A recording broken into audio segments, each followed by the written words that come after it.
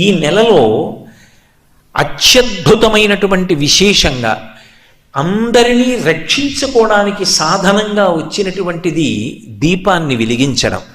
రెండవది ఉసిరి చెట్టుని పూజ చెయ్యడం. మనకి ఒక విశేషం ఉంది.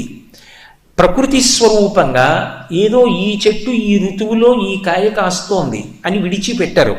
ఏమి ఆ ఋతువులోనే ఆ చెట్టు ఎందుకు కాయ కాయాలి? వసంత ఋతువులోనే మామిడి చెట్టు ఎందుకు కాయ కాయాలి?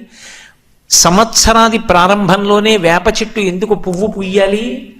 ఈ శరదృతు వచ్చేటప్పటికే పెద్ద ఉసిరి ఎందుకు ఉసిరికాయ కాస్తుంది అంటే, ప్రకృతిలో వచ్చేటటువంటి ఉపద్రవములను నివారించడానికి పరదేవతయే వృక్షరూపంలోకి ప్రవేశించి దాని గుండా తన యొక్క అనుగ్రహాన్ని ప్రసరించి లోకమును రక్షిస్తూ ఉంటుంది.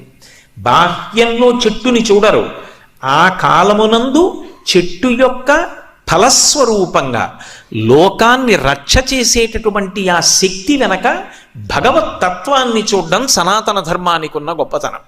ఎందుకంటే ఉసిరి చెట్టుని అక్కడే పెట్టి పక్కన కుంకుడి చెట్టు విత్తనం పెడితే కుంకుడి చెట్టు కుంకుడుకాయే కాస్తుంది, ఉసిరి చెట్టు ఉసిరికాయే కాస్తుంది.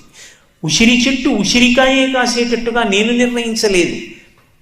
ఆ భూమి సారంతోటే అది ఉసిరికాయ కాసేటట్టు, శరదృతువులోనే అది కాసేటట్టు నేను నిర్ణయించలేదు.